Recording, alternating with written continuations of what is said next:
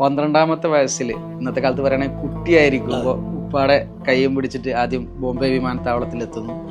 അവിടെ നിന്ന് ആദ്യമായിട്ട് വിമാനം കയറുന്നു. അതായത് ഒരു വലിയ സിറ്റി തന്നെ, ഒഞ്ചിയത്ത് നിന്ന് ഒരു വലിയ സിറ്റിയൊക്കെ കാണുന്ന തന്നെ ആദ്യമായിരിക്കും.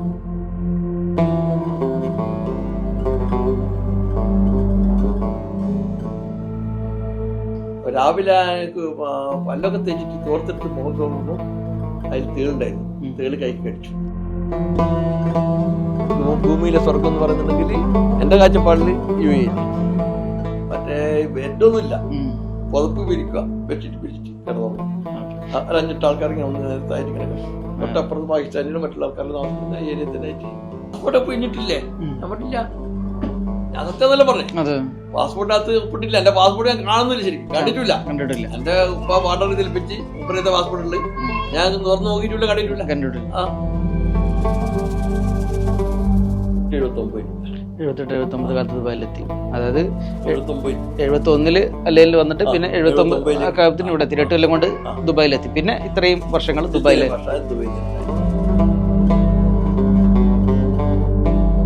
അന്ന് അതിൽ കൂടുതൽ ബന്ധം പണക്കാട്ടുമായിട്ട് ഞാനായിട്ട് അതിൽ കൂടുതൽ ബന്ധം തങ്ങൾ ഞാനായിട്ട് ആ ബന്ധം കൂടുതൽ കാണിച്ചു. അതേപോലെ എന്ത് വന്നെന്ന് ഞാൻ അറിയില്ല. കൂടുതൽ എന്നോട് എന്തോ ഭയങ്കര ഒരു സ്നേഹം കൂടുതൽ കാണിച്ചു. 12ാമത്തെ വയസ്സിൽ ഇന്നത്തെ കാലത്ത് പറയുകയാണെങ്കിൽ കുട്ടിയായിരിക്കുമ്പോൾ ഉപ്പാടെ കയ്യും പിടിച്ചിട്ട് ആദ്യം ബോംബെ വിമാനത്താവളത്തിലെത്തുന്നു. അവിടെ നിന്ന് ആദ്യമായിട്ട് വിമാനം കയറുന്നു. അതായത് ഒരു വലിയ സിറ്റി തന്നെ, ഒഞ്ചിയത്ത് നിന്ന് ഒരു വലിയ സിറ്റിയൊക്കെ കാണുന്ന തന്നെ ആദ്യമായിരിക്കും. എന്തായിരുന്നു ആ ഒരു പ്രായത്തിൽ ഇങ്ങനെ വരുമ്പോൾ ഉപ്പാന്റെ കൂടെ ഇങ്ങനെ പോരുമ്പോഴുള്ള ഒരു മനസ്സിൽ? ആദ്യം സന്തോഷം ഉണ്ടായിരുന്നു. ഇവിടെ എത്തിയപ്പോ ഒരു സങ്കടം ഉണ്ടായിരുന്നു. കാരണം ഉമ്മയൊന്നുമില്ല, ഒറ്റക്കല്ലേ. ഇപ്പൊ ഉപ്പാന്റെ എൻ്റെ അമ്മമാരുണ്ട്, അവരെല്ലാം കൂട്ടത്തിലാണ് താമസം. പക്ഷെ എന്നാലും ഭക്ഷണം ഉണ്ടാക്കുന്ന ആളുണ്ട്. എങ്കിലും ഉമ്മയില്ലാത്തൊരു വിഷമം കൊണ്ട് കുറെ രാത്രി കിടക്കിടക്ക് കരയും. ആ സമയത്ത് ഉപ്പൊക്കെ എന്താ പറഞ്ഞിരുന്നു? അങ്ങനെ ഉപ്പ സമാധാനിപ്പിക്കും. പക്ഷെ ഉപ്പ എൻ്റെ കൂടെ എനിക്ക് എവിടെയും യാത്ര ചെയ്യാൻ പറ്റും. നാട്ടിൽ എവിടെയും പോകണമെങ്കിൽ ഉപ്പാൻ്റെ പാസ്പോർട്ടിലുണ്ട്. ഉപ്പാൻ്റെ കൂടെയൊന്നും പോകാൻ പറ്റും, ഒറ്റയ്ക്ക് പോകാൻ പറ്റില്ല. അങ്ങനെ 1 പ്രാവശ്യം ഉപ്പ ശ്രമിച്ചു നോക്കി, പാസ്പോർട്ട് എടുക്കാണ്ട് പറ്റില്ല എന്ന് പറഞ്ഞുകൊണ്ട് നിർത്തി വെച്ചത് തന്നെ നാട്ടുകാരത്തേക്ക് പോകാൻ. അല്ലെങ്കിൽ അന്നത്തെ ഒരു ജീവിത സാഹചര്യമൊക്കെ എന്തായിരുന്നു? ജീവിത സാഹചര്യം എന്ന് വെച്ച് കഴിഞ്ഞാൽ കാലത്ത് കാലത്ത് കട കൊടുക്കാൻ പോകും. എന്നോട് 8-9 മണിക്ക് വന്ന് വിളിച്ച് ചായ കുടിപ്പിച്ച് കൂട്ടിക്കൊണ്ടുപോകും. പിന്നെ ഉച്ചക്ക് ഈ പള്ളിയിൽ കിടന്നു പറയും, ഭക്ഷണം കഴിച്ചിട്ട് അവിടെ കിടക്കും. അസറിന് നമസ്കരിക്കുന്ന അടുത്ത് കൂട്ടും. വൈകിട്ടൊക്കെയാണ് അവിടെ നിന്നിരുന്നത്. പലരും ഇപ്പം കടയിൽ പോയാൽ പിന്നെ റൂമും കൂട്ടി പോയാൽ പിന്നെ റൂമിൽ വരില്ല. ഒരു ദിവസം രാവിലെ ഈ അന്ന് ചൂട് കാലത്ത് തോർത്ത് നനച്ചിട്ട് വിരിച്ചിട്ട് പുറത്ത് കിടക്കുന്നതാ. രാവിലെ പല്ലൊക്കെ തേച്ചിട്ട് തോർത്തെടുത്ത് മുഖം തോന്നുമ്പോൾ അതിൽ തേളുണ്ടായിരുന്നു. തേള് കൈക്ക് കടിച്ചു. ആരുമില്ല, ഞാൻ മാത്രമേ ഉള്ളൂ. ഇപ്പൊ കൂട്ടം പണ്ട് എത്തിയില്ല. കാരണം അടുത്ത വീട്ടിൽ ഒരു അഫ്ഗാനിയുണ്ട്, ഒരു മുത്തവിയ, ഒരു പണ്ഡിതാന്ന് തോന്നുന്നുണ്ട്, മോതിരക്കല്ലെല്ലാം വെക്കുന്ന. അയാളിരുന്ന ഒരു കല്ലാട്ടുണ്ട്. അപ്പൊ എന്താന്ന് എനിക്ക് പറയുന്നത് അറിയില്ല. ഞാൻ മലയാളിയിലെ ഭാഷ അറിയില്ല, വേറെ അറിയില്ല. അപ്പോൾ അങ്ങനെ കൈകൊണ്ടിൽ ഞാൻ കാണിച്ചു കൊടുത്ത്. അങ്ങനെ ഒരു കല്ലെടുത്തുള്ളത് വെച്ച് അങ്ങനെ മോളെ മോനെ പറഞ്ഞ ചുപ്പാനെ വിളിപ്പിച്ചു. അപ്പോൾ ഞാൻ പറഞ്ഞു, ഞാൻ തേള കടിച്ചു പറഞ്ഞു. ഞാൻ ഡോക്ടറെ തൊണ്ടി 3 ഇഞ്ചക്ഷൻ എടുക്കുന്നത്. അത് ഭയങ്കര വിഷമുണ്ടെന്ന് പറഞ്ഞ് ഞാൻ 3 ഇഞ്ചക്ഷൻ എടുത്ത്. അതാണ് ആദ്യത്തെ ഒരു അനുഭവം ഉണ്ടായത്, ഭാഷ അറിയാണ്ട് പറ്റിയ ഒരു അനുഭവം. അന്ന് പറഞ്ഞ കച്ചവടത്തിൽ സഹായിക്കൽ തന്നെയായിരുന്നല്ലോ പ്രധാനപ്പെട്ട. അന്നത്തെ നമ്മുടെ താമസമൊക്കെ ഇങ്ങനെ ഇന്നത്തെ പോലെ തന്നെയാണോ? ഈ ഒരു ഇപ്പോഴത്തെ ഉള്ള താമസം പോലെ അവസ്ഥയില് എന്ന് പറയാ, അന്ന് മരുഭൂമിയിലുള്ള, അതായത് ഈന്തപ്പനന്റെ തട്ടിന്റെ അടിയിൽ തബൂക്കല്ലാത്ത കൊണ്ട് ഉണ്ടാക്കി ഇത് മണ്ണുകൊണ്ടുണ്ടാക്കി. അപ്പൊ അതിലൊരു കൊല്ലം കഴിയുമ്പോൾ കയ്യിൽ കറണ്ട് കിട്ടി. പിന്നെ അതുവരെ കറണ്ട് ഉണ്ടായിരുന്നു? ഇല്ല, കറണ്ട് ഉണ്ടായിരുന്നില്ല. നമ്മൾ മെഴുതിയെല്ലാം വെച്ച് കത്തിച്ചിട്ടാ ഉപയോഗിക്കല്. പിന്നെ കറണ്ട് കിട്ടി എപ്പോഴും വരും പോവും. കറണ്ട് അങ്ങനെ വിശ്വസിച്ചൂടാ അവസ്ഥയിൽ. എന്നാലും ഞങ്ങൾ പുറത്ത് വീണ്, അതായത് ഈ കട്ടിൽ മാതിരി വലിങ്ങനെ അടിച്ചുണ്ടാക്കുക. ഈ പ്ലൈവുഡിന്റെ കഷ്ണം എടുത്ത് അടിച്ചുണ്ടാക്കിയിട്ട് അതിന്റെ മുകളിൽ മറ്റേ ബെഡൊന്നുമില്ല, പുതപ്പ് പിരിക്കുക, ബെഡ്ഷീറ്റ് പിരിച്ചിട്ട് കിടന്നുറങ്ങാം. ഒരു 5-8 ആൾക്കാർ ഇങ്ങനെ ഒന്ന് നേരത്തായിട്ട് ഇങ്ങനെ കിടക്കും. തൊട്ടപ്പുറത്ത് പാകിസ്ഥാനിലും മറ്റുള്ള ആൾക്കാർ താമസിക്കുന്ന ഏരിയ തന്നെ ആയിട്ട്. മറ്റേ ഈത്തപ്പഴം കൊണ്ട് മറിച്ച് ചെറ്റാന്ന് പറയില്ല നമ്മുടെ നാട്ടിൽ, ഓല കൊണ്ട് പണ്ട് ചെറ്റക്കുടിയിലായിരുന്നു താമസം ആ ഒരു കാലത്തല്ലേ. ഞാൻ കേട്ടിട്ടുണ്ട് അബുദാബിന്ന് ഇന്ത്യൻ എംബസി വന്നതിന് ശേഷം പാസ്പോർട്ട് അടിച്ചതിൽ ആദ്യത്തെ 19ാമത്തെ പാസ്പോർട്ട് ആളെ എങ്ങനെയാണെന്നല്ലേ. അപ്പൊ അതിന് മുന്നേ പാസ്പോർട്ട് ഇല്ലാതാണ് ശരിക്കും. പക്ഷെ അതും പാസ്പോർട്ടിൽ ഞാൻ ഒപ്പ് ഒന്നും എനിക്കറിയില്ലല്ലോ. ഈ പേപ്പറിലാണ് ഒപ്പിട്ട് കൊടുത്ത്. അപ്പോൾ ആദ്യമായിട്ട് എന്നെ ഇവിടുന്ന് നാട്ടിലേക്ക് എൻ്റെ ഉപ്പാൻ്റെ ഒരു പാർട്ണർ കൊടുത്തിട്ട് നാട്ടിലയച്ചു. കസ്റ്റംസ് എന്ന് പറഞ്ഞ് പാസ്പോർട്ട് ഒപ്പിട്ട പോലെ ഒപ്പിടുന്നു പറഞ്ഞു. ഞാൻ പറഞ്ഞു ഞാൻ പാസ്പോർട്ട് ഒപ്പിട്ടില്ല. അയാൾ പിടിച്ചു വെച്ചു. ഇതാരാ? ഇതെൻ്റെ ഞാൻ പേപ്പറിൽ ഒപ്പിട്ടു, പാസ്പോർട്ട് ഞാൻ ഒപ്പിട്ടിട്ടുണ്ടായിരുന്നില്ല. അങ്ങനെ എയർപോർട്ടിൽ നിന്ന് അനുഭവം ഉണ്ടായിരുന്നു. എയർപോർട്ടിൽ നിന്ന് ഒപ്പിട്ടെന്ന് പറഞ്ഞ് അതിൽ ഞാൻ പറഞ്ഞു ഞാൻ പാസ്പോർട്ട് ഒപ്പിട്ടില്ല. പാസ്പോർട്ട് ഒപ്പ് കഴിഞ്ഞിട്ടില്ലേ? ഞാൻ പറഞ്ഞില്ല. ഞാൻ സത്യം നല്ല പറഞ്ഞേ, പാസ്പോർട്ടിനകത്ത് ഒപ്പിട്ടില്ല. എൻ്റെ പാസ്പോർട്ട് ഞാൻ കാണുന്നില്ല, ശരിക്കും കണ്ടിട്ടില്ല. എൻ്റെ ഉപ്പ പാർട്ണർ തെളിപ്പിച്ച് ഉപ്പറത്തെ പാസ്പോർട്ടില് ഞാൻ തുറന്ന് നോക്കിയിട്ടില്ല, കണ്ടിട്ടില്ല. ആ അപ്പൊ പാസ്പോർട്ട് തുറന്ന് കാണിച്ചത് ഞാൻ പറഞ്ഞു ആദ്യം ഞാൻ ഒപ്പിട്ടു. അത് പേപ്പറിൽ ഒപ്പിട്ട് ഞാൻ പാസ്പോർട്ട് ഇല്ല. അപ്പൊ അതൊക്കെ സംഗതി മനസ്സിലായി. അല്ലയിൽ ജീവിച്ചിട്ട് പിന്നെ അവിടുന്ന് നേരെ എവിടേക്കാണ്? ഷാർജയിലേക്കാണ്. അല്ലയിൽ നിന്ന് 2-3-4 കൊല്ലം കഴിഞ്ഞ ശേഷമാണ് ഞാൻ ഷാർജയിലേക്ക് മാറുന്നത്. ആ കല്യാണമൊക്കെ കഴിഞ്ഞതിന് ശേഷം 17-ാമത്തെ വയസ്സിൽ ഇപ്പൊ കല്യാണം കഴിപ്പിച്ചു. 17-ാമത്തെ വയസ്സിൽ? 17-ാമത്തെ വയസ്സിൽ കല്യാണം കഴിപ്പിച്ചതിന് ശേഷമാണ് കല്യാണം കഴിഞ്ഞ 5-6 മാസം കൊണ്ട് ഇപ്പൊ മരണപ്പെടുന്നത്. അല്ലെങ്കിൽ ഇവിടെ ഷാർജയിൽ പരിപാടി എടുത്തു. അത് ഒഴിവാക്കിയിട്ട് ദുബൈയിൽ മാറി. ഇപ്പൊ നടത്തിയിരുന്ന കച്ചവടം അല്ല ഇപ്പൊ നടത്തിയത്? അല്ല, അതൊരു ക്യാൻറ്റീൻ ആയിരുന്നു. ക്യാൻറ്റീൻ എന്ന് വെച്ചാൽ ഹോട്ടലിലും അതിലുള്ള ക്യാൻറ്റീൻ. അതായത് എയർപോർട്ടിൽ വരുന്ന ഫ്ലൈറ്റുകൾക്കും ഇമിഗ്രേഷനിലെ ഓഫീസർമാർക്കും എല്ലാവർക്കും ഭക്ഷണം അവിടെ ഒന്നുമില്ല, ഞങ്ങൾ കൊടുക്കണം ഭക്ഷണം. ഫ്ലൈറ്റ് ലേറ്റ് ആയി കഴിഞ്ഞാൽ ഫ്ലൈറ്റിലുള്ളവർക്ക് ഭക്ഷണം നമ്മൾ കൊടുക്കണം. ആ ഫ്ലൈറ്റ് അന്ന് ഇറങ്ങിയൊന്നുമില്ല. അല്ലെന്ത യമൻ എയർവേസ്, ഇങ്ങനെ കുറേ ഈജിപ്ത് എയർവേസിലായിട്ടുള്ള ഫ്ലൈറ്റ് ആയിരുന്നു. അതിലെല്ലാം അധികം ആൾക്കാർ ഫ്ലൈറ്റ് ലേറ്റ് ആയാൽ അവർക്ക് ഭക്ഷണം നമ്മൾ കൊടുക്കണം. പിന്നെ അവിടെ സ്റ്റാഫിനും 24 മണിക്കൂർ രാത്രി 12 മണി വരെ നമ്മൾ ഭക്ഷണം കൊടുക്കും. 12-12 നമ്മൾ ക്രോസ് ചെയ്താൽ പിന്നെ 6 മണിക്ക് ഉറക്കും. 1:30 മണിക്ക് ഒന്നുമില്ല. അപ്പോൾ ഉപ്പാടെ മരണശേഷം അത് അവിടുത്തെ ബിസിനസ് ഒഴിവാക്കാം? അത് ഒരു പാർട്ണർക്ക് വിട്ടുകൊടുത്തു. ഞാൻ ദുബൈയിലേക്ക് മാറി. റെഡിമേഡിലേക്ക് ഷാർജയിൽ നിന്ന് പിന്നെ ദുബൈയിലേക്ക് മാറി. ദുബൈയിൽ അങ്ങനെയാണ്. ഏത് വർഷത്തേക്ക് ദുബൈയിലെത്തി? ദുബൈയിലെത്തി എനിക്കൊന്ന് 78-79 78-79 കാലത്ത് ദുബായിലെത്തി. അതായത് 79-71 അല്ലെങ്കിൽ വന്നിട്ട് പിന്നെ 79-ലേക്ക് 8 കൊല്ലം കൊണ്ട് ദുബായിലെത്തി. പിന്നെ ഇത്രയും വർഷങ്ങൾ ദുബായിൽ തന്നെ ഉണ്ടായിരുന്നു. ദുബായിൽ അന്ന് വരുമ്പോ എന്താണ് ദുബായ് ശരിക്കും? വരുമ്പോ ദുബായില് ഗോൾഡ് സൂക്ക് മൊത്തം ഒറ്റത്തട്ടുള്ള ബിൽഡിംഗ് ഉള്ളൂ. അതിൽ അവിടെ ഏരിയയിലേക്ക് വെച്ചിട്ട് ഒരു 3 തട്ടുള്ള ബിൽഡിംഗ് വന്നിട്ട് ആ കയ്യിൽ നമ്മളൊരു കട എടുത്തിട്ടാണ് ആദ്യം അവിടെ വന്നത്. അപ്പോൾ ആ ബിൽഡിംഗാണ് അവിടെ ഉയർന്ന ബിൽഡിങ്ങുകൾ. ബാക്കിയൊക്കെ ചോപ്പട മാതിരി അല്ലെങ്കിൽ ഉണ്ടായിരുന്ന ഒറ്റത്തട്ടില് ഗോൾഡ് സൂക്കുകൾ വീടുകളാണ് ഉണ്ടായിരുന്നത്. പിന്നെ അതിനോട് മാറി വന്നു. എന്താണ് ഇവിടെ വന്നിട്ട് എന്ത് കച്ചവടം തുടങ്ങി? റെഡിമെയ്ഡ് വസ്ത്രങ്ങളുടെ വസ്ത്രങ്ങൾ അതിലേക്കാണ് ആദ്യം ഇറങ്ങി. ആക്വൽ തൊഴിലാണ് ഞാൻ ഒരുപാട് കാലം 25-30 വർഷത്തോളം അത് തന്നെയാണ് ചെയ്തത്. ആ ഇപ്പൊ ഒരു കോവിഡിന് 3-4 വർഷം മുമ്പ് തന്നെയാണ് ഇലക്ട്രോണിക്കിലും മറ്റുള്ളതിലേക്കും മാറി. പല ബിസിനസ്സിലേക്കും ഇറങ്ങി. പക്ഷെ എല്ലാം പൊട്ടും, തുടങ്ങും, പൊട്ടും, അങ്ങനെ പലതും. കയറ്റത്തിന് ഇറക്കണ്ടല്ലോ, കയറ്റം കഴിഞ്ഞാൽ ഇറങ്ങണല്ലോ നിർബന്ധമായിട്ട്. അങ്ങനെ ഇറങ്ങും കയറ്റം ചെയ്തിട്ട് തന്നെ ഇതുവരെ എത്തിയത്തില്ലോ. 84 പൊട്ടി. അതിനുശേഷം ഞാൻ പറഞ്ഞ 5 മാസം ജോലി എന്ന് പറഞ്ഞില്ലേ, 84 പൊട്ടിയതിന് ശേഷമാണ് ഷാർജയിൽ ജോലി ചെയ്ത്. അബുദാബി പോയി ജോലി. ഇവിടുന്ന് ആരും ജോലി തന്നില്ല. ഇന്നെ ജോലിക്ക് നിർത്താൻ പറ്റില്ല. കാരണം ഇനി മോലാലിയായിട്ട് ഇത്രയും കാലം നടന്നല്ലേ, ഫാമിലി എല്ലായിട്ട് ഇവിടെ മോലാലി നടന്നു തന്നെ ജോലിക്ക് വെക്കാൻ പറ്റില്ല എന്ന് പറഞ്ഞിട്ട്. അത് തുടക്കത്തിൽ വരുന്ന മുതൽ ബിസിനസ് ആണ്. അതിന്റെ ഇടയ്ക്ക് 5 മാസം ജോലി ചെയ്തിട്ടുണ്ട് അബുദാബിയിൽ. 5 മാസം എന്താ ജോലി? റെഡിമെയ്ഡ് തന്നെ കട നടത്തം കൊടുത്തിട്ടേ പോയതാ. അങ്ങനെ അവരിത് കട തിരിച്ചെടുക്കാൻ വേണ്ടി തിരിച്ചു വന്നു. അന്ന് എങ്ങനെയാണ് റെഡിമെയ്ഡ് ഒക്കെ ഇവിടെ തന്നെ ചെയ്യാണോ അതോ പുറത്തുകൊണ്ടിരുന്നൊന്നുമില്ല? അതൊക്കെ ഇവിടെ തന്നെ നിങ്ങളെ ആളുകളെ വെച്ചിട്ട് തന്നെ ഇവിടെ മാർക്കറ്റിൽ നിന്ന് മേടിച്ചോണ്ട് അത്രേ ഉള്ളൂ അല്ലേ? ഈ കയറ്റത്തിന് ഇറക്കേണ്ടെന്ന് പറയുന്നുണ്ട്. ഈ ഇറങ്ങുമ്പോ എപ്പോഴെങ്കിലും ഇതൊക്കെ മതിയാക്കാം, ഇനി നാട്ടിലേക്ക് പോവാം അങ്ങനെ ഇല്ല? ആ ചിന്ത ഇതുവരെ വന്നില്ല. നാട്ടിലേക്ക് പോകുന്നില്ല. കാരണം ഇവിടുന്നാണ് ജീവിച്ചതും ഇവിടുത്താണ് എല്ലാം ഇതുവരെ ഉണ്ടായിരുന്നത്. സമ്പാദ്യം ഉണ്ടാകുകയും എല്ലാം ഇവിടെ തന്നെയാണ്. അപ്പം ഇവിടെ തന്നെ കോവിഡ് അത് വെറുതെ ഇങ്ങനെ വലിയ റൂമിൻ്റെ വാടകയും കൊടുത്ത് നമ്മൾ കൊടുക്കണ്ട. കുട്ടികളുടെ മുമ്പ് താമസം മാറ്റിയത് കുട്ടികൾ പറഞ്ഞു പറ്റില്ല, ഞങ്ങൾക്ക് ഇവിടെ തന്നെ കാണും. കാരണം ഈ 2 മാത്രമേ നാട്ടിൽ പ്രസവിച്ചു, ബാക്കി 2 ഇവിടെ പ്രസവിച്ചു.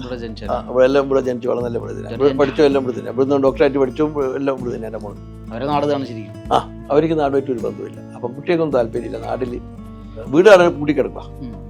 ഉമ്മ മരിക്കുന്നവരെ 1 മാസം 1.5 മാസം കൂടുതൽ പോകുന്നുണ്ടായിരുന്നു. ഇപ്പോൾ 5-6 മാസം കൂടുതൽ പോകും. ഒഞ്ചിയത്താണല്ലോ നമ്മുടെ പ്രദേശം. ഒഞ്ചിയം കേരളത്തിൽ രാഷ്ട്രീയപരമായിട്ടൊക്കെ ഏറെ പലപ്പോഴും വിവാദങ്ങളും പല സംഭവങ്ങളൊക്കെ ഉണ്ടായിരുന്നു.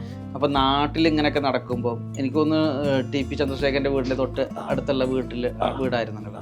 ഇത്തരം സംഭവങ്ങളൊക്കെ നടക്കുമ്പോൾ എന്താണ് ഇവിടെ പ്രവാസി എന്നുള്ള നിലക്കൊക്കെ അപ്പോഴത്തെ ഒരു ഫീലിംഗ് ഒക്കെ എന്തായിരിക്കും? ചന്ദ്രശേഖരൻ മലപ്പുറം വന്ന് ഞാൻ നാട്ടിലുണ്ട്. അതിനു മുമ്പ് താങ്കൾ വരുന്നാലും ഈ മാർക്സിസ്റ്റ് പാർട്ടിയുടെ കാര്യപ്പെട്ട ആൾക്കാരുണ്ട്. എൻ്റെ വീട്ടിൽ നേരെ മുമ്പ് കിടക്കുന്നതെന്ന് വെച്ചാൽ ഒരു കാര്യപ്പെട്ട ഒരു മാർക്സിസ്റ്റ് പാർട്ടിക്കാരനാണ്. മോനിക്ക് തങ്ങളെ കാണണം എന്ന് പറയും. തങ്ങളെ തോന്നും കൈ കൊടുക്കും, സംസാരിക്കും, പോകും. നമ്മൾ വീട്ടിൽ തങ്ങൾ വന്നു കഴിഞ്ഞാൽ ഇവരെല്ലാം മാർക്കറ്റ് പാർട്ടിൻ്റെ വലിയ വലിയ ആൾക്കാരെല്ലാം വീട്ടിൽ വരും, തങ്ങളെ കാണും. ഞാൻ ഇടയ്ക്ക് ചോദിക്കേണ്ടതായിരുന്നത്, അതായത് പാണക്കാട് കുടുംബമൊക്കെ ആയിട്ട് ഭയങ്കര അടുത്ത ബന്ധം, അതായത് ഈ പറയുന്ന പോലെ രാഷ്ട്രീയപരമായിട്ടോ സംഘടന മതപരമായിട്ടോ അല്ലെങ്കിൽ ആ തരത്തിലൊന്നും അല്ലെങ്കിൽ പോലും പേഴ്സണായിട്ടൊരു ബന്ധം. എൻ്റെ ഒരു ഞാനൊരു അമ്മാവൻ്റെ സ്ഥാനത്താണ് മൂപ്പർ കണ്ടത്. മൂപ്പർ ഒരു കുടുംബ ബന്ധുവിനെ പോലെ എൻ്റെ വീട്ടിൽ എന്ത് കാര്യം ഉണ്ടെങ്കിലും എന്നോട് പറഞ്ഞു ചെയ്യും. എപ്പോൾ വിളിച്ചാലും കണ്ടാലും കുട്ടികളുടെ കാര്യമാണ് ചോദിക്കുന്നത്. അതിൽ തങ്ങളുണ്ടായി വീത്തം ചോദിക്കും, കുട്ടികൾ എവിടെയുണ്ട്, ഇവരുണ്ടോ, നാട്ടിലുണ്ടോ, അവിടെ ഉണ്ട്, ഇവിടെ ഉണ്ട്. ഈ ചെറിയ അവർക്ക് പേരക്കുട്ടികളുണ്ടായപ്പോൾ അവരുടെ കാര്യങ്ങളുടെ കാര്യം ഇപ്പം പോലും ചോദിച്ചു. ഈ പേഴ്സണൽ റിലേഷൻ ആണെന്ന് പറഞ്ഞു. ശരിക്കും ഈ പറയുന്ന പോലെ സംഘടനാ ബന്ധം എല്ലാം ഒന്നുമില്ല. പക്ഷെ അപ്പൊ എങ്ങനെയാണ് ഈ പേഴ്സണൽ ബന്ധം ഉണ്ടായി വരുന്നത്? പേഴ്സണൽ ബന്ധം ഉണ്ടായി വരുന്നത് ഞാൻ അല്ലെങ്കിൽ ഇവിടെ ഞാൻ പറയാം, ഈ പാണാമ്പുറമുള്ളൊരു അലിബാബ പൈസ എന്ന് പറഞ്ഞ ഒരാളല്ലേ, അയാളാണ് നമ്മൾ ഈ തെറാവി നിസ്കാരം ഞങ്ങളാണ് ആദ്യം തുടങ്ങി. ഇവിടെ GCC മൊത്തം അത് പിന്നെ പടർന്നിരുന്നു പ്രവാസികൾക്ക് വേണ്ടിയിട്ട്. രാത്രി 12 മണിക്ക് ശേഷമുള്ള നിസ്കാരം ഇവിടെ ഉണ്ടായിരുന്നില്ല. ആദ്യം ഒറ്റ പ്രാവശ്യം ഇവിടുത്തെ തെറാബി നിസ്കാരമേ ഉള്ളൂ. പിന്നെ ഇവിടെ പള്ളികളിലൊന്നും നിസ്കാരം ഉണ്ടായിരുന്നില്ല. അതായത് നിങ്ങളൊക്കെ ഫ്രീ ആവുന്ന ഒരു സമയത്ത് ഇല്ല, ഞങ്ങളെ കട വെക്കുമ്പോൾ 11-12 മണിയാവും. അതിനുശേഷം നിസ്കാരം റൂമുകളിൽ നിസ്കാരമുണ്ട്, പള്ളികളില്ല. അപ്പൊ ഞങ്ങളുടെ പള്ളിയിലെ മുകളിൽ പെണ്ണുങ്ങൾക്കുമായിട്ട് നിസ്കരിക്കുന്ന റൂമുണ്ട്. ആ റൂം നമ്മൾ ചോദിച്ചിട്ട് അനുവാദം വാങ്ങിയിട്ട് അവളിലാണ് തുടങ്ങിയാണ്. 5-6 ആൾ തുടങ്ങി. അത് 10-15 ആളായതിനു ശേഷം ഇങ്ങനെ ഈ അലിബാബ പൈസനെ കിട്ടി. മുപ്പറ നിർബന്ധിച്ച് നിർത്തിയതാണ്. മുപ്പറായിട്ട് പിന്നെ വല്ലാണ്ട് അടുത്തുപോയി. എന്തോന്നറിയില്ല, ഒരു രക്തബന്ധത്തിനേക്കാൾ വലിയ ബന്ധമായി മാറിപ്പോയി. പിന്നീട് അദ്ദേഹം വഴിയാണ് പാണക്കാട് എത്തുന്നത്. അതേ വഴിയിലാണ് ഹൈദൽ തങ്ങളെടുത്ത്, മറ്റേ ഈ കോട്ടോന ബാപ്പു സെല്ലാറ്, മുഹമ്മദ് ഫൈസി, പിന്നെ ആദിശ്ശേരി ഹംസക്കുട്ടി വല്യാറ്, ഇങ്ങനെ കുറെ ഭൂരിഭാഗം ആൾക്കാരെയും പുറകെയാണ് പരിചയപ്പെടും. പിന്നെ അതിൽ കൂടുതൽ ബന്ധം പാണക്കാട്ടുമായിട്ട് ഞാനായിട്ട് അതിൽ കൂടുതൽ ബന്ധം ഹൈദൽ തങ്ങൾ ഞാനായിട്ട് ബന്ധം കൂടുതൽ കാണിച്ച്. അള്ളാഹു പോലെ എന്തോ വന്നതെന്ന് ഞാൻ അറിയില്ല, കൂടുതൽ എന്നോട് എന്തോ ഭയങ്കര ഒരു സ്നേഹം കൂടുതൽ കാണിച്ചു. ആ ബന്ധം ഇപ്പൊ ഹൈദരങ്ങളില്ല. ഇപ്പൊ എങ്ങനെയാണ് ആ ബന്ധം? ഇപ്പം ബീത്താനെ കാണും, പോവും, ബീത്തായിട്ട് സംസാരിക്കും. ഞാൻ പുറത്ത് നിൽക്കും, എൻ്റെ ഭാര്യ സംസാരിച്ച് പിടിച്ച് കുറെ കെട്ടിപ്പിടിക്കും, കരിയും പിടിക്കുകയും ചെയ്യും. രണ്ടാളും കരിയും, രണ്ടാളും കരച്ചാണ് തിരിച്ചു വരും. ഒരു കാലത്ത് അവിടെ ഒരു 18ഓളം ഷോപ്പുകൾ ഉണ്ടായിരുന്നല്ലോ. അതെ, അത്രയും കച്ചവടം ഒരേ നിരയിൽ തന്നെ റെഡിമെയ്ഡ് കച്ചവടം നടന്നു. ഇപ്പൊ എന്തൊക്കെയാണ് ആൾക്കാർ അസൂയ? ഒരു കല്ലേരി റോഡ് എന്ന് വരെ പറയുന്നുണ്ട്. എന്റെ പേര് കല്ലേരി യൂസുഫ് എന്നാണ്. കല്ലേരി റോഡ് എന്ന് പറഞ്ഞാണ് ആൾക്കാർ അസൂയ വരെ തമാശയിൽ ഇങ്ങനെ പറയാറുണ്ടായിരുന്നു. കാരണം ഒരേ 5-8 ബിൽഡിംഗിലായിട്ട് എല്ലാ ഷോപ്പുകളും നമ്മൾ ഭർദുബായില് ഒരു റോഡ് മുഴുവൻ അൽഫല റോഡ് മുഴുവൻ ഏകദേശം നമ്മളെ കടയുണ്ടായിരുന്നു ഒരു കാലത്തുണ്ടായിരുന്നു. അവിടുന്ന് പിന്നീട് വീണ്ടും ഇറക്കമുണ്ടായി. അവിടുന്ന് ഇങ്ങനെ ഇറങ്ങി വന്നു. കോവിഡ് കാലത്ത് പിന്നെയും ഒന്ന് ഇറങ്ങി. അല്ല, ഞാൻ ഉണ്ടാക്കിയെടുത്തില്ലോളം ജീവിച്ചെടുത്തില്ലോളം കൂടി ഗൾഫ് കൊണ്ട് തന്നെയാണ്. ഉപ്പാന്റെ കൂടെ വന്ന് അന്ന് മുതൽ ഞാൻ അധ്വാനം അധ്വാനം തന്നെയാ. അധ്വാനത്തിൽ കുറവൊന്നുമില്ല. അന്ന് അധ്വാനിക്കില്ലെങ്കിൽ പിന്നെ അധ്വാനം തന്നെയാ. 14-15 മണിക്കൂറെല്ലാം അധ്വാനിച്ചിട്ടുണ്ട്. പിടിപ്പുകളുണ്ട് പല പ്രാവശ്യമായിട്ട് പൊട്ടീന്.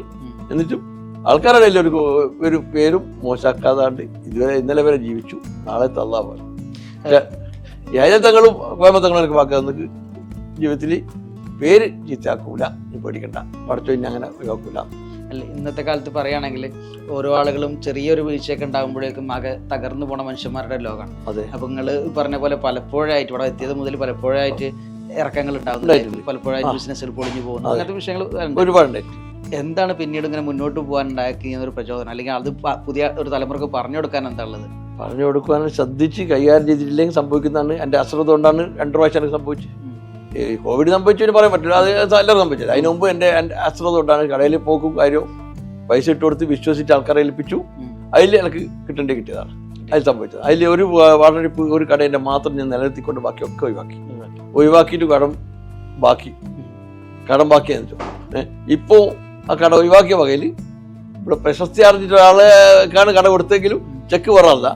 ആ ചെക്കിൻ്റെ ആള് ജീവിച്ചിരിപ്പുണ്ട്. എനിക്ക് പൈസ കിട്ടിയില്ല. ഇപ്പോൾ ചെക്കൻ്റെ 84 തന്ന ചെക്ക്. ചെക്കൻ്റെ ഇതാണ് 84 ചെക്കുണ്ട്, 90 ചെക്കുണ്ട്, 97 ചെക്ക് പണ്ട് ചെയ്തിട്ടുണ്ട് ഓരോരുത്തർ. ആ ചെക്ക് ഞാൻ പറഞ്ഞ എൻ്റെ മക്കളോട് പറഞ്ഞിട്ട് ഞാൻ ജീവിച്ചിരിക്കുന്ന കാലത്തോടെ നോട്ടെ, അതിനുശേഷം കച്ചറ ചാടി ഒരു മെമ്മോറി ആയിട്ടാണ് നോട്ടത്. സൂക്ഷിച്ചു വെച്ചിട്ടുണ്ടല്ലോ ചെക്ക്. പക്ഷെ ചെക്ക് തന്ന ആളല്ല എനിക്ക് പൈസ തരേണ്ടതെന്ന് എനിക്കും അറിയാം. അയാൾ ജ്യേഷ്ഠനാണ്, പാർട്ണറാണ്. ജ്യേഷ്ഠനിക്ക് വേണ്ടി 5 തന്ന ചെക്കാണ്. 5 പിടിച്ച് ഞാൻ ഉള്ളിലാക്കിയിട്ട് കാര്യമില്ല. അത് പിടിച്ച് ഉള്ളിലാക്കാൻ പറ്റും ഒന്ന് പറഞ്ഞു. നിങ്ങൾ എന്നെ വണ്ടി മലപ്പുറക്കാരനാ, എന്നെ വേണ്ടി ഉള്ളിലായിരിക്കും. ഞാൻ ഉള്ളിലേക്ക് തീരാം. ഞാൻ തീരുവേണ്ടല്ല, നിങ്ങൾക്ക് നന്നായിട്ട് അറിയാലോ. ജ്യേഷ്ഠത്തിന് വേണ്ടി ഞാൻ ചെയ്യാനാ, ജ്യേഷ്ഠൻ മുങ്ങിയില്ലേ, ഞാൻ ചെയ്യാനാ എന്നാണ് അച്ഛൻ പറഞ്ഞത്. ആ ഓക്കെ. അത് ലീഗിന്റെ കാര്യമായ ഒരാളാണ് അന്ന് കടയെടുത്ത്. ഇന്ന് ഇവിടെ ദുബൈയിൽ പേരുവലുണ്ട് ഒരാളെ. അല്ല, നിങ്ങൾക്ക് കിട്ടണാണ് നിങ്ങൾക്ക് തന്നെ എത്താതെ പോകില്ലല്ലോ. നമുക്ക് കണക്കായിട്ടില്ല, അത്രേ ഉള്ളൂ. അല്ല, അതിനൊരു എന്തെങ്കിലും ഒരു ഇത് കണക്കാക്കി വെച്ചിട്ടുണ്ടായിരിക്കും. ഇനി പണ്ടത്തെ ഇങ്ങനെ വെറുതെ അന്ന് ഇവിടെ 12 വയസ്സായി വരുമ്പോൾ യു എയിൽ ഇറങ്ങിയിട്ടുള്ള, ഇപ്പോൾ യു എയുടെ ദേശീയ ദിനമൊക്കെ ആവുകയാണല്ലോ, അന്ന് കണ്ട യു എയും ഇപ്പൊ കണ്ട യു എയും തമ്മിലുള്ള ഒരു വ്യത്യാസത്തെ എങ്ങനെയാണ് ശരിക്കും പറയാൻ പറ്റുക? ഇത് ആഘോഷിക്കുന്നത്, അന്ന് ആഘോഷിക്കുവാൻ ആരുമില്ല, ബന്ധുക്കൾ മാത്രമേ ഉള്ളൂ. മലയാളക്കാരൊന്നും കൂട്ടായ്മയില്ല. KMCC പോലത്തെ കൂട്ടായ്മയും കാര്യമൊന്നും ഉണ്ടായിരുന്നില്ല. സുന്നി സെൻ്ററില്ല, KMCC ഇല്ല, ഇതൊന്നുമില്ല. അപ്പം അതുകൊണ്ട് അന്ന് അങ്ങനെ ഈ നാഷണൽ ഡേ അങ്ങനെ ആഘോഷിക്കലിനെ വളരെ അപൂർവമാണ്. പക്ഷേ അറബികൾ കുറച്ച് തൊപ്പി മറ്റേ ഇത് കാര്യത്തിൽ കൂടി കൊടിയിലിട്ടിട്ട് നടക്കുന്നില്ലാണ്ട് കാര്യമായിട്ട് അങ്ങനെയല്ല. വണ്ടി ചമ്മയ്ക്ക് ഡെക്കറേഷൻ ചെയ്യലോ കാര്യങ്ങളോ അങ്ങനെ ഒന്നും കണ്ടതിന് ഓർമ്മയില്ല. മലയുള്ള കാലത്തില്ല. ദുബൈയിൽ വന്നേരം പിന്നെ കുറച്ചും കൂടെ വിളിച്ചോ കാര്യം, കടകളെല്ലാം തോരണം വെക്കണമെന്ന് പറഞ്ഞ്, പൊടി തൂക്കണമെന്ന് പറഞ്ഞു. ഇതൊക്കെ അതിന് ശേഷം വന്നതേ മതി.